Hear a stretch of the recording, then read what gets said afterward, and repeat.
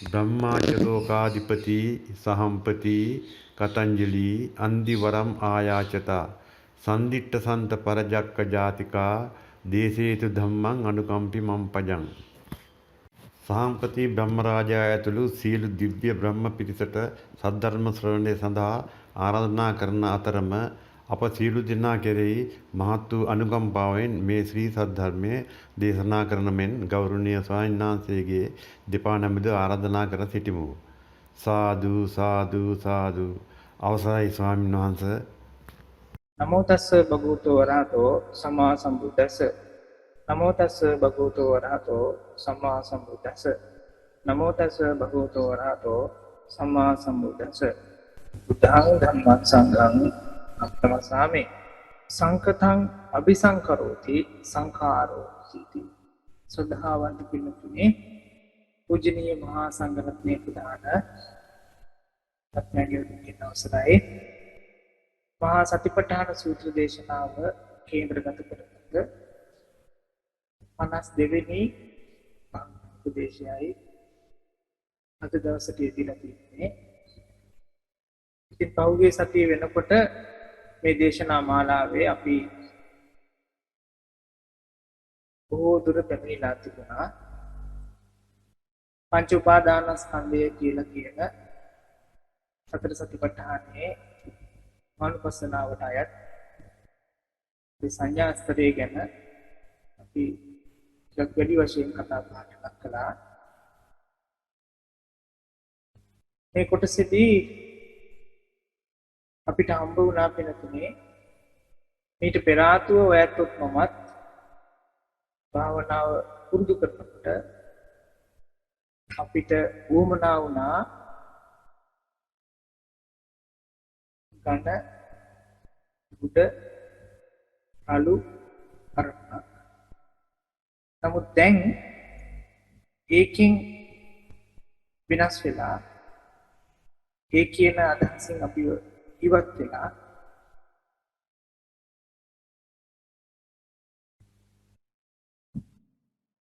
අපිට දැන් හම්බ වෙලා තියෙනවා ඒ සමස්ත හැටියට පේන සම්පූර්ණ කාරණාවන්ව ග්‍රහණය කර ගන්න පුළුවන් අවස්ථාවක්. තථාගතයන් වහන්සේත් ඒකයි අර සංක්ෂේප හැටියට කියනවා නම් අකුලවා දක්වනවා නම් පංච උපාදානස්කන්ධය තමයි මේ දුකට හේතුව කියලා කියනවා.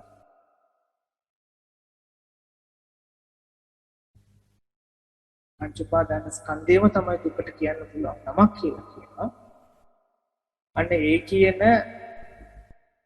අවදිය ඒ කියන කාරණාවල් ටික භාවනාව තුළින් ඔයත් මමත් ස්පර්ශ කරන්ට දැන කියා ගන්න පටන් ගන්න දැන කියා ගන්න අවදියටයි කියන්නේ මේ පංච උපාදානස්කන්ධ කොට සම්පූර්ණ කරන කාලය කියලා.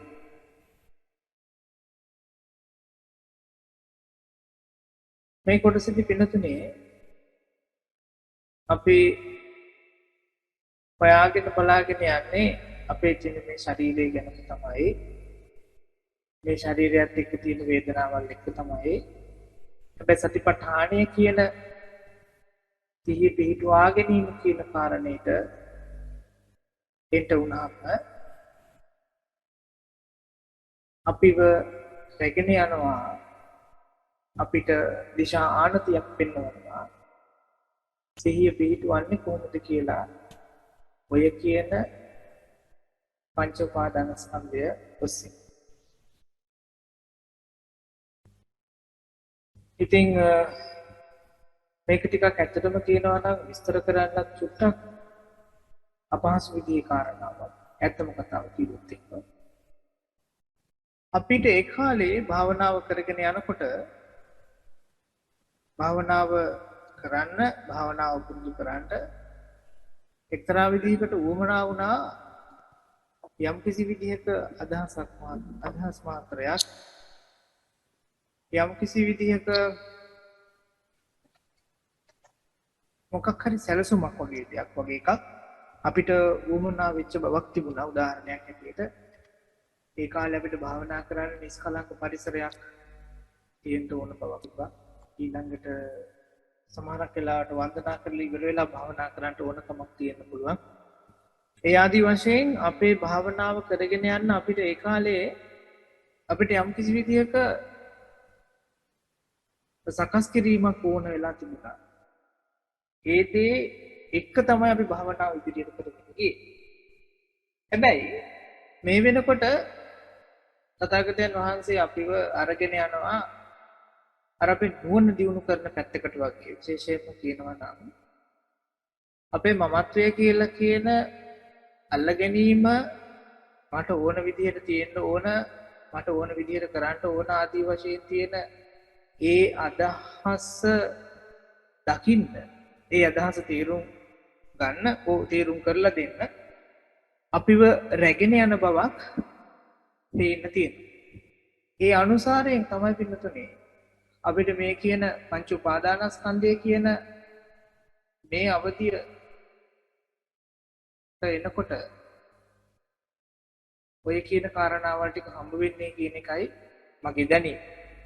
භාවනාව කරන්න හෝ අපේ ජීවිතය තුළ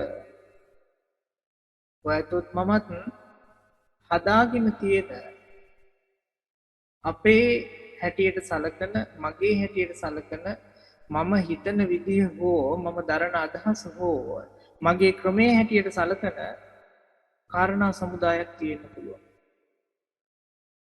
ඒක කතා බහ කරන වචන ආශ්‍රයෙන් වෙන්නත් පුළුවන්. එහෙම නැත්නම් කතා බහ කරන වචන ආශ්‍රයෙන් එළියට යන්න පුළුවන්. කරන වැඩ කටයුතු ආශ්‍රයෙන් එළියට යන්න පුළුවන්. සහ හිතන සිතුවිලි ආශ්‍රයෙන් එළියට යන්න පුළුවන්. එතකොට භාවනාව පැත්තට ගත්තාම අපිට හම්බ වෙන මේ කියන පංච උපාදානස්කන්ධය තුල තියෙන කාරණාවන්හි සිහිය පිටුවා ගන්නට උනහම භාවනා යෝගියාට හම්බ වෙන්නේ තමන්ගේ ජීවිතය තුල ඇතම කියනවා නම් මමත්වයෙන් යුතුව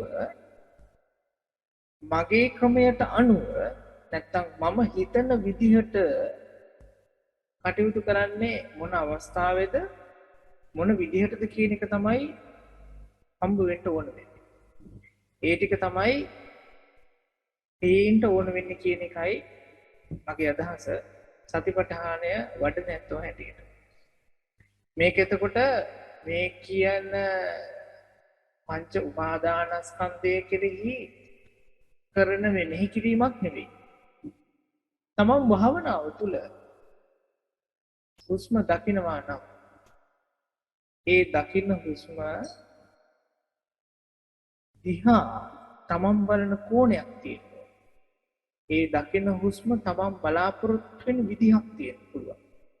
ඒ දකින්න හුස්ම දැනෙන හුස්ම හෝ දැනෙන ප්‍රමාණය තමන් රුචි වෙන හෝ අරුචි වෙන එක්තරා හිතේ හදාගත්ත දෙයක් තියෙන්න පුළුවන් වෙනතුනේ.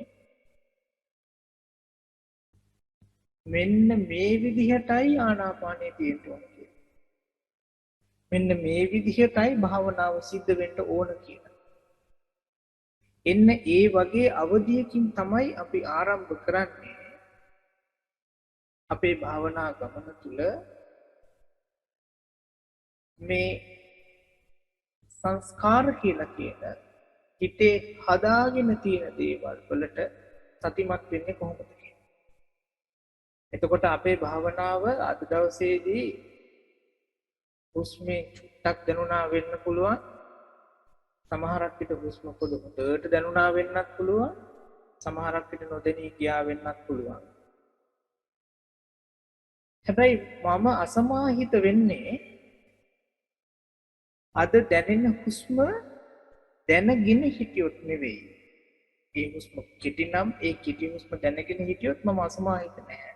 ඒ හුස්ම හරියට දැනෙන්නේ නැතුව ඒ දැනෙන්නේ හරියට දැනෙන්නේ නැති එකත් එක්ක මම සාමයෙන් හිටියනම් මම අද අසමාහිත වෙන්නේ නැහැ භාවනාව තුළ. මට ප්‍රශ්නයක් ඇති වෙන්නේ නැහැ. ඒ වුණාට අද දැනෙන හුස්ම චුට්ටක් නම් දැනෙන්නේ මම මගේ හිතේ හදාගත්ත අදහස තුළ තියෙන්නේ භාවනා කරනකොට හුස්ම සම්පූර්ණයෙන්ම තැම්පත් භාවයකින්ම දැනගත යුතුමයි කියන අදහස නම් අන්න ඒ සංස්කාරය උපාදානය කරගත් හන්දයි අද දවසේ අපිට භාවනාවට හරියට අවතීර්ණ වෙන්න බැහැ. අද දවසේ භාවනාව හරියට නිම කරන්න බැහැ. මේක මේ සරලම උදාහරණයක් වෙන්න ගත්තේ අපිට හැමදාම වගේ මූණ පාන්න සිද්ධ වෙන දේවල් ආශ්‍රයෙන්. මේක හරිම සරලයි. එතකොට ඒ වගේ කාරණාවන් එක්ක තමයි අපි ඉගෙන ගන්න පටන් ගන්නේ අපේ චිත්තසංතානවල මේ කියන සකස් කිරීම අපි හදාගෙන ඉන්නේ නැත්නම් ඒ සකස් කිරීම අපි අල්ලගෙන ඉන්නේ කොහොමද කියලා. ওই සකස් කිරීම කියන දෙයට අපිට කියලා දෙන වචනය තමයි සංකතං අபிසංකරෝති සංඛාරා. සකස් කරලා තියෙන දෙයක් සකස් කරලා තියෙන දෙයක් හැටියට පෙන්වනවා.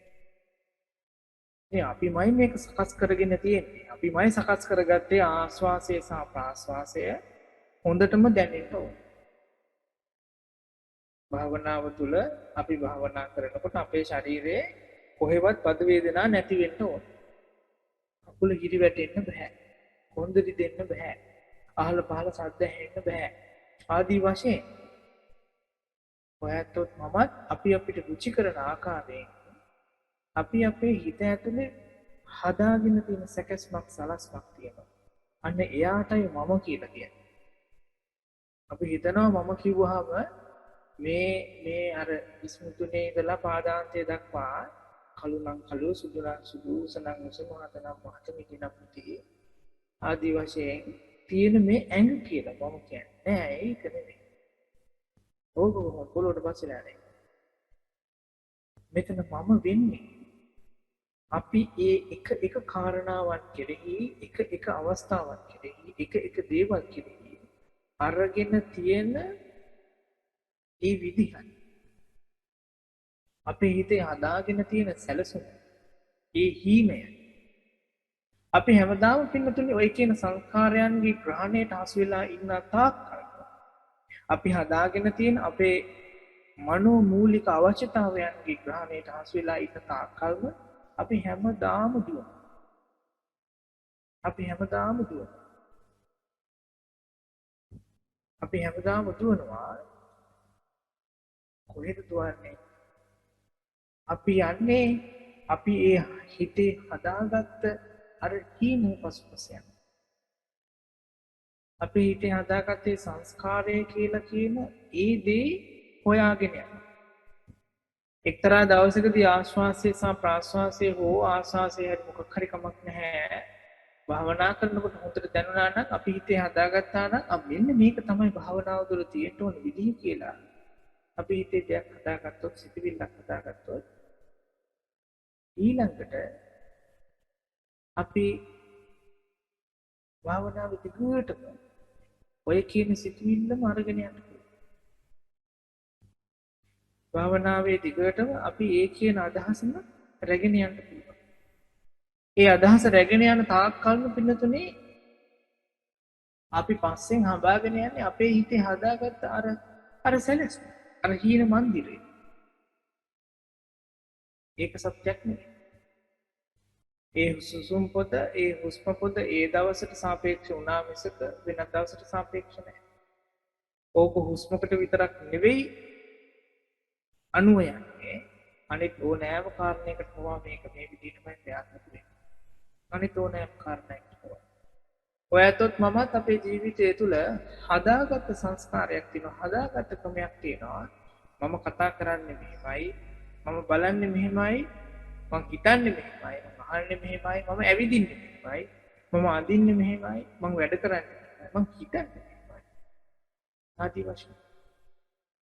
ඒ මෙහෙමයි කියලා ඔය හිතාගෙන ඉන්න ටිකෙන් තමයි ඒ විදිහින් තමයි මම යාව හදලා තියෙන්නේ. මම ඉන්නේ ආගේ ටිකේ තමයි. ඒ මමව තමයි අපි මේ දක්කගෙන යන්නේ. ඒ මමව තමයි මේ පෝෂණය කරන්නේ. ඒ මමට තමයි මේ කන්ට දෙන්නේ. ඔය කෑම හැටියට කන්ට දෙන්නේව නෙවෙයි. ඇහැට රූප, කනට ශබ්ද, නාසයට ගඳ සුවඳ, දිවට රස, කයට ස්පර්ශ. ඌව තමයි මෙයාට කන්ට දෙන්න ඕනේ. ඒව තමයි මේ හොයාගෙන යන්නේ. එතකොට අපි හදාගෙන තියෙන සංස්කාරයන්ගේ ග්‍රහණයටයි අපි හසු වෙලා මේ සංසාරික දුක හදාගෙන තියෙන්නේ කියලා බුදුරජාණන් වහන්සේ දේශනා කරන එක ඇත්තට කොයිතරම්නම් සත්‍යද? කොයිතරම්නම් සර්ව සාධාරණීක ඇත්ත කතාවක් නේද? වහන්සේ දේශනා කරනවා සංකිට්ඨේන පංචපාදානස්කන්ධා දුක්ඛ කියලා. මේ පංචස්කන්ධය කියන දේ උපාදාන කරගන්න එකේ ප්‍රශ්නේ තියෙනවා. පංචස්කන්ධය නෙවෙයි. රූපේහි ප්‍රශ්නයක් නැහැ. වින්දනයේහි ප්‍රශ්නයක් නැහැ. හඳුනා ගැනීමේහි ප්‍රශ්නයක් නැහැ. සංස්කාරයේහි ප්‍රශ්නයක් නැහැ. විඥානයේහි ප්‍රශ්නයක් නැහැ. නමුත් ඔය ඇතොත් මමත් ඔය කියන රූප වේදනා සංඥා සංකාර විඥාන කියන පහ අල්ලගෙන ඉන්නවා නම් උපාදාන කරගෙන ඉන්නවා නම් මේක මගේ ක්‍රමයට මෙන්න මෙහෙමයි තියෙන්න ඕන කියලා. මේක මට ඕන විදිහට මෙන්න මෙහෙමයි පවතින්න ඕන කියලා අනිවාර්යයෙන්ම තියෙනවා. ඒ තියෙන දේ හින්දායි ඔය ඇත්තොත් මමත් අද වෙද්දි මේ සංසාරේ දුක් විඳින්නේ.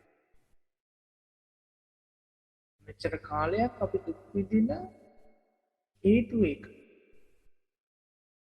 එතකොට භාවනාව තුලදී තමයි සතිපට්ඨානය තුලින් තමයි අපිට හම්බ වෙන්න පටන් ගන්න.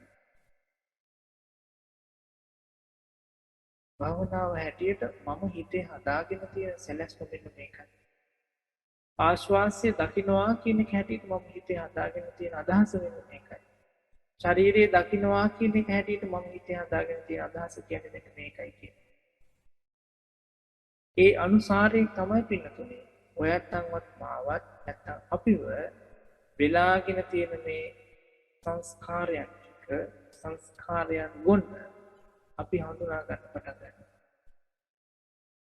ඒ ටික අපි එළියට ඇදලා ගන්න යන්නේ. ඒ සංස්කාරයන්ගේ යථාර්ථය පේන්න පටන් ගන්න අපිට.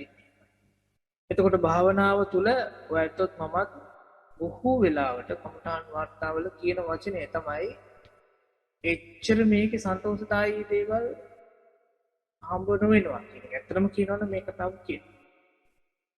භාවනාව තුළ ගොඩක් වෙලාවට දුකම පේන දුකම දකින කතන්දරයක් තියෙනවා කියලා කියනවා. අපි මේ දකින්නේ පින්නතුනේ අපි හදාගත්ත දේ නැති එකයි මේ දකින්නේ. ඔන්න ඕකයි අපිට තියෙන්නේ.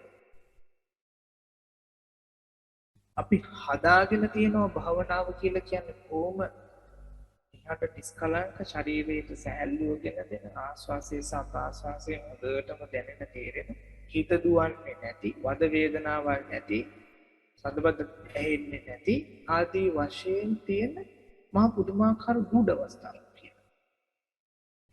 ඒ අපි අපේ හිතේ හදාගත්ත දේ නැති වෙන තාක්කල්ම අපි මේක ගැන කම්ප්ලේන්ට් කරනවා.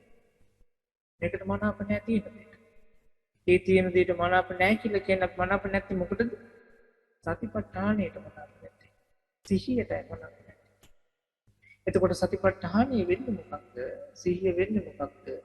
මේ මොහොත තුල යමක් තියෙනවද? යමක් පේනවද?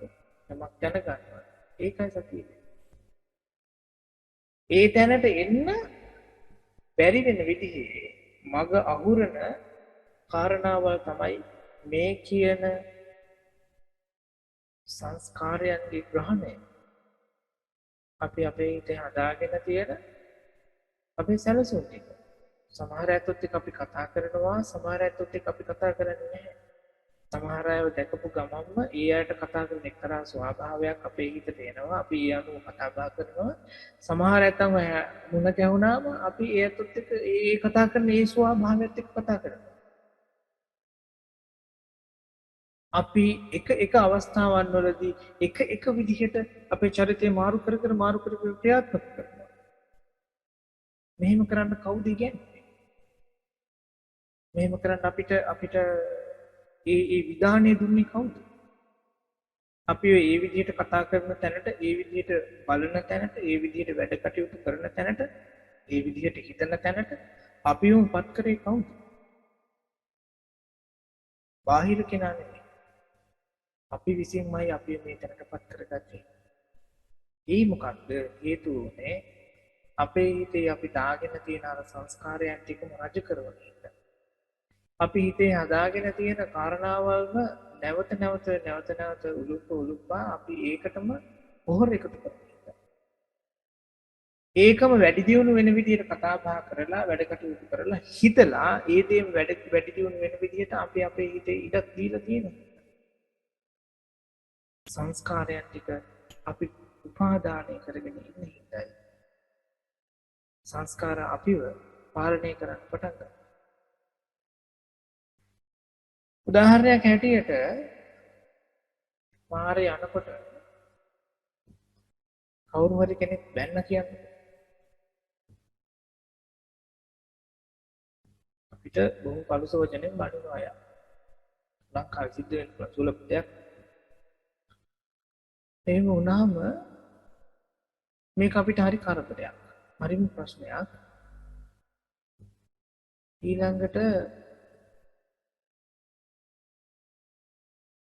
ඊළඟ දවසෙත් යනකොට යා ආයෙත් බයිනවා අපිට. දවස් දෙක තුනක් මේ වැඩේ වෙනවා. එක දවසක් අපි ගාවට එක්කෙනෙක් ඇවිල්ලා කියනවා මම බලාගෙන හිටියා ඔයාට අවල් කෙනා බනිනවා. අනේ සමාව වෙන්න ඕන. මම දන්න කෙනෙක් එයාට මේ පොඩි අසනීපයක් තියෙනවා. එයා හිටි ගමන් ළඟ ඉන්න කෙනාට බනිනවා කියලා කිව්වයි කියන්නේ. එහෙම වුණොත් පිනතුනේ අර කෙනා මූලින් බැන්න වෙලාවේ ඉඳලා ඊළඟට ඒ කෙනාව දකින්න වෙලාව දක්වාම අපේ හිතේ හැදිච්ච ද්වේෂ සංඛාර ටිකට මොකද වෙන්නේ? ඒ ටිකට තැනක් නැති වෙලා යනවා. එතකොට ඒ කෙනා ගාව නෙවෙයි අපේ තියෙන මනාපේ හෝ අමනාපේ ඇතිවෙනවා. අමනාපයක් තිබ්බේ. ඒ අමනාපේ කියන එක රජෙව්වේ ඒ කෙනා ගාව හෝ ඒ කෙනා හින්දා නෙවෙයි. අපි අපේ හිතේ අර දාගත්ත දේ හින්දා. ඒ කෙනා තමයි ඒකට ප්‍රබවේ වුනේ. ඒ වුණාට අපි අපේ හිතට දාගත්ත අර අදහස් ටික හින්දායි මේක වැඩි දියුනේ. ඔය ඒක ක්‍රියාත්මක වුණේ. ඒක තිබුණේ අපේ ජීවිතේ තුළ. නමුත් අපිට පුළුවන්කමක් තිබුණා නම් ඒ කෙනා බනිනකොට මේ බනින්නේ නිකරුණේ කියලා හිතලා සමහරක් විට මෙයා මාව හරියට තීරුම් ගත්ත නැති හින්දා මේ බනිනවා කියලා හිතන්න පුළුවන් වුණා කියන්නේ. එහෙම වුණා නම් එයාගේ ඒ කියන කෙනා හින්දා අපේ ජීවිතය තුළ තව සිතිවිලි බෝ වෙන්න පටන් ගනී. අපි කල්පනා කරේ ඊළඟ වතාවේ බැන්නොත් නම් මම මෙන්න මෙහෙම කියනවා කියලා. ඒක තමයි අපි සංස්කාරයන්ගේ ග්‍රහණයට හසු නොවුනාට පස්සේ තියෙන නිදහස, තියෙන සැනසීම, තියෙන විමුක්තිය. සාමාන්‍ය ලෝකයේ තුලත් සංස්කාරයන් කියන දේවල් අතහැරින බවක් තියෙනවා. සකස් කරගෙන තියෙන දේවල් අතහරින. උදාහරණයක් ඇටියට ප්‍රේම සම්බන්ධයක් ගන්න පුළුවන්. කාලයක් තිස්සේ ආද වෙලා ඉඳලා මොනවා හරි දෙයක් හිත මොනවා හරි කාරණාවක් හින්දා ඒ හදාගෙන තියෙන හීන ටික ඔක්කොම කඩලා දුකලා බිඳලා දාලා අතහැරලා දාන්න පුළුවන්. ඒ අතහැරීම තුල ලෝකයා කියන්නත් පුළුවන් එහෙනම් මංගාවත් තිබිච්ච සකස් කිරීම මංගාවත් තිබිච්ච හීන ටික ඔක්කොම ප්‍රාර්ථනාවන් ටිකම ආයින් කළා. මොකද කියන්නේ ඒ කෙනාව ආපහු මතක් වෙද්දී හිතට නිදහසක් එයිද සැනසෙල්ලක් එයිද තරහක් වෛරයක් ද්වේෂයක් එයිද?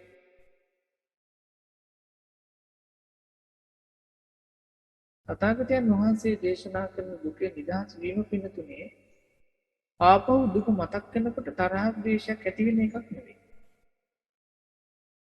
පරිලාහයක් තියෙන දෙයක්. අපිට මේ උගන්වන ක්‍රමේ හම්බ වෙන ප්‍රතිලාභය තුල තියෙන්නේ විවේකයක් ඇති වෙන බවකුයි. විරාගයක් ඇති වෙන බවකුයි. නිරෝධයක් ඇති වෙන බවකුයි. අතහැරීමක් ප්‍රකට වෙන බව. ඒක හරියට යම් කිසි දෙයක් තිබුණා ඒ දේ අතුරුදහන් වෙලා ගියා වගේ තමයි. නිවන් දකින්න කෙනා ගැන ධර්මයේ සඳහන් වෙන උපමාව තුළ මෙන්න මේමයි කියන්නේ.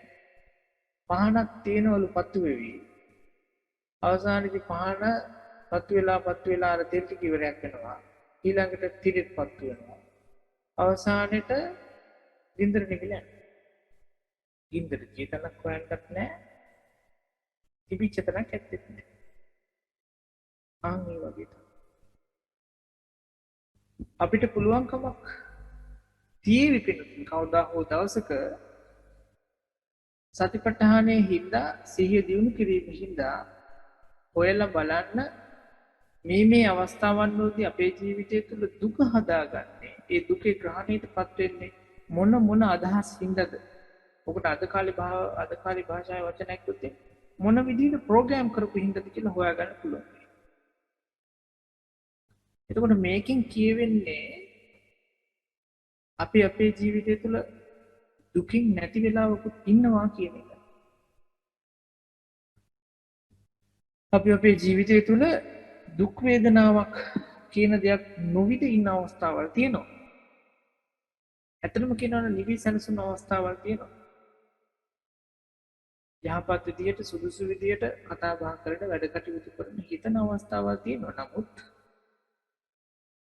අපිට ඒවා හඳුනා ගන්න අමාරුයි. අපිට ඒවා උලුප්පා ගන්න අමාරුයි. ඊට වඩා අපේ මනස අපේ හිත අපිට මතක් කරලා දෙන්නේ අපේ ජීවිතය තුළ අපි දුක හදාගත්ත දුක වැඩි කරගත්ත ප්‍රමාණයක්ම තමයි. ඒ කොටස් ටිකම නම් අපිට පෙන්වලා දෙන්නේ. උලුප්පලා දෙන්නේ නැවත නැවත මතක් කරන්නේ. එහෙම නම් පිනතුනේ අපිට අමතක වෙනවා අපිට තේරුම් යන්නේ නැහැ. මගේ ජීවිතය තුළ දුකක් නොවිද ඉන්න අවස්ථාවල් තියෙනවා කියන එක. මෙන්න මේ දේ හන්දයි ඇත්තටම මට උවමනාකම තිබ්බර කමඨාන් වාර්තාව කියන එක ඔයත්න්ගේ හිතවලට ඔබන්ට ඕනකම තිබ්බ එක. ඒක හන්දයි මම ඒක ගැන එච්චරටම කිව්වේ. භාවනාවක් කරලා ආපස්සට මතක් කරන එක එහෙම නැතිනම් දෛනිකව අපේ ජීවිතේ කටයුතු කරලා ඒ කරපු දේ ගැන ආපස්සට මතක් කරන එක අනිවාර්ය වෙන්නේ ඒක. මොකද ඒක අස්සෙන් තමයි ඔයත්තන්ට තේරෙන්න ගන්නේ. අසවල් කාරණේට මම දක්වපු ප්‍රතිචාරය නැතිනම් ඒ දෙයට මුහුණ දුන්න විදිහත් අසවල් විදිහට අසවල් කාරණේට මම ප්‍රතිචාර දක්වපු විදිය හෝ මුහුණ දුන්න විදිහත් අතර තියෙන වෙනස. හොඳ සහ නරක කියන දෙක එළියට එන්න පටන් ගන්න යන්න එතන. ඔය හොඳ සහ නරක අපිට එළියට එනවා නැතුවත් නෙවෙයි ඒ වෙන කෙනෙක් කියලා දුන්නට පස්සේ. එතකොට මං හිතන්නේ ගොඩක් දුර ගිහිල්ලා. ඒක අපිට තරන්ට පුළුවන් ප්‍රමාණයට එහා යන්න පුළුවන් වෙන කෙනෙක්ට පිනිලා වෙන කෙනෙක්ගේ ගාවින් එන එකත්. හැදෙන්න පුළුවන් නැතුවමත් නෙවෙයි. නමුත් ඒ හැදෙන්න වෙන්නේ ඒ බාහිර කෙනා අපිට කියන දේ ඉවසන්ට අහගෙන ඉන්න තරම් අපි ගාව නිහතමානීත්වයක් තිබ්බොත් විතරයි. හැබැයි භාවනාව තුළ අපි අපිට මුහුණ දෙන්න පටන් ගත්තාම අපක්ෂපාතී වූ නිරීක්ෂණය කරන්න පටන් ගත්තාම අපිට පේන්න පටන් ගන්නවා අපි දකින්න පටන් ගන්නවා මේ ගමනේ අපි හදාගෙන තියෙන ඒ ලෝකය අපි හදාගෙන තියෙන ඒ සකස් කිරීම ගොන්නට බුදුරජාණන් වහන්සේ දෙන උපමාව තමයි කෙහෙල් කඳ කියන එක. අරටුවක් නැහැ, හරයක් නැහැ. ලොකුවට පේනවා හරි ලස්සන ඇදිරිසි තියෙනවා. ඒ වුණාට හයියක් නැහැ. කිසි හරයක් නැහැ. පිනතුනේ අපේ ජීවිතයේ අපි ගාව තියෙන සකස් කිරීම ටිකයි එතකොට අපි අල්ලගන්න ඕන වෙන්නේ. මේක ඇත්තටම කියන්න ඕන විස්තර කරන්න ටිකක් අමාරුයි. නමුත් ඔයයන්ගේ ප්‍රශ්න මොන හරි තිබුණොත් මේක ආශ්‍රයෙන් යන ඒකත් එක්ක නම් කියන්න පුළුවන්කමක් හම්බ වෙයි කියලා මම විශ්වාස කරනවා. එසේ හෝ අපේ ජීවිතය තුළ අපි හදාගෙන තියෙන සකස් කිරීම ටිකයි මේ කොටසදී අපි එළියට ගන්නෙ.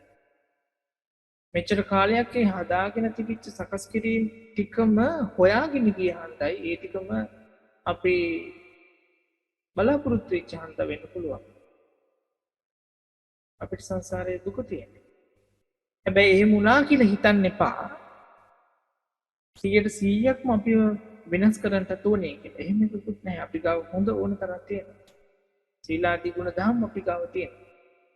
භාවනාව තුළ වුණත් අපි උත්සාහ කරලා බැලුවොත් අපේ හිත තැන්පත් කරගන්න පුළුවන් ප්‍රමාණයක් හෝ අවස්ථාවක් තියෙන්න පුළුවන්. යම්කිසි ප්‍රමාණයක්. ඥානවන්ත භාවය ගැන වුණත් එහෙමයි. ඉතින් ඒකින්ද අපි උත්සාහ කරන්න බලමු පිනතුනේ භාවනාව තුළ අපි අපේ හිතේ හදාගෙන තියෙන සකස් කිරීම ටික ඉස්සෙල්ලම දකින්න බලමු. ඒ දේවල් ටික තීරුම් ගන්න බලමු. ඊට පස්සේ අපිට හම්බ වේවි මම මේවා උපාදානය කරගෙන ඉන්න ඉඳයි අල්ලගෙන ඉන්න ඉඳයි ඒ කියන සකස් කිරීම ටික මම හොයාගෙන යන්න කියලා. මේ හොයාගෙන යන හන්ද තමයි මට දුක තියෙන්නේ කියලා. මොකද ඒ හොයාගෙන යන්නේ හරයක් හොයාගෙන. ඒ වුණාට හරයක් නෑ ඒ වගේ. මොකද මේ හැම එකක්ම සිහින මාලිගාවගේ හින්දා. අදාගෙන තියෙන දේවල් සකස් කිරීම ඔක්කොම ටික අතීතයට අයිති දේවල් හෝ අනාගතයට අයිති දේවල් මිසක වර්තමානයේ තුල ක්‍රියාත්මක කරන්න පුළුවන් දේවල් නෙවෙයි කියන එක අපිට තේරෙන්න ගන්න. අන්න එහෙම වෙච්ච දවසට සංස්කාර තිබ්බට අපි උපාදාන කරගන්නේ නැති වෙනවා. අපේ ජීවිතවලට අපි අරමුණු හදාගනීවි බලාපොරොත්තු හදාගනීවි නමුත් ඒවා ඕනාවට වඩා ග්‍රහණය කරගන්නේ නැති වෙනවා. අජාචා සංසේ කියන ලස්සන කතාවක් තියෙනවා. ඕනෑම දෙයක් අල්ලගන්න අතහරින්න පුළුවන් වෙන ගානට. මම හිතනවා අපි ඉගෙන ගනීවි අපි පුරුදු වෙවි. ඒ කියන ප්‍රමාණයට ඕ ඒ කියන සීමාවෙන් උපාදානය කරගන්න අල්ලගන්න. ඒ කොහොමද අතහරින්න පුළුවන් වෙන ගානට අල්ලගන්න ඉගෙන ගන්න. ඉතින් මම විශ්වාස කරනවා ඒ කියන දෙයයි අපිට මේ කොටසේදී මේ උගන්වන්නේ කියලා. සංස්කාරයන් කියන එක ඇත්තටම අපිට හොයන්න වටින දෙයක් වගේම ටිකක් අමාරු කාරණාවක්. ඒක නමුත් බැරි කාරණාවක් නෙවෙයි. ඔයත්ගේ මගේ ජීවිතය තුළ හදාගත්ත දේවල් ඕනෑ තරම් තියෙනවා. යම් කෙනෙක් දැක්කහම ඒ දකින්න ඡායාව මතුවෙච්ච ගමන්ම අපි ගන්න සටහන තුළින් හඳුනා ගැනීම තුළින් අර අපේ හිතේ හදාගෙන තියෙන සකස් කිරීම ටික ඔක්කොම එකට ඇවිල්ලා ඒ අනුසාරයෙන් වැඩ කරන්න ගන්න. ඉස්කෝලේ යාළුවෙක් දැක්කම අපි කතා කරන විදිය වෙනස් නේද? ඒ වගේම පරණ කාලේ අපි දන්න තවත් කවුරු හරි සර් කෙනෙක්ව දැක්කොත් කතා කරන විදියත් වෙනස් නේද? හැමදාම දකින්න කෙනෙක්ව දකින්නකොට අපි කතා බහ කරන විදියත් වෙනස් නේද? සරල උදාහරණයක් තමයි අපි ගාව තියෙන සංස්කාරයන්. අපි හදාගෙන තියෙන දේවල් වලට සරල උදාහරණයක් ඕක. ඉතින් අන්න ඒ වගේ කෙනෙකුනේ අපේ ජීවිතය තුළ දුක් ඇති කරගන්න දුක කියන දේ හඹාගෙන යන හදාගෙන තියෙන සකස් කිරීම ටික ඔයත් මමත් හඳුනා ගන්න ඕනේ. මේක පුද්ගලිකව අපි කරාට ඕන දෙයක්. වෙන කෙනෙක්ට කරලා දෙන්න බැරි දෙයක්. මේක අපි විසින්ම තේරුම් ගන්න ඕන දෙයක්. තේරුම් අරගෙන මේ බැහැර වෙලා ජීවිතේ පවත්වන්න ඕන අවධියක් තමයි මේ තුලින් සකස් වෙන්නේ. ඉතින් මම බලාපොරොත්තු වෙනවා අද දවසේදී ඔන්න ඔය කතා කීයක් තමයි මම කියන්න උත්සාහ කළේ. නමුත් අද කාර්මික දෝෂ ආදී ප්‍රශ්න ගොඩක් තිබුණා. මම විශ්වාස කරනවා පුළුවන් තරමක් උත්සාහ කළා මම මේ දේ විකාශනය කරන්න. ඒසෙන් වේවා කියලා බලාපොරොත්තු වෙනවා වගේම මේ දේශනාව තුළින් ඔයයන්ට යම්කිසි විදියක දහම් දැනුමක් සැලසුණා නම් ඒ දේ තමන්ගේ ජීවිතයට භාවිතා කරලා පුරුදු කරලා සංසාර ගමනේ නිදහස් වෙන්න මාර්ගය සලසා ගනිත්වා කියලා බලාපොරොත්තු වෙනවා. සියලු දෙනාටම තිරුවන්. අන්දමයන් ධම්ම කථාය සාදුකං දදාමසේ සාදු සාදු සාදු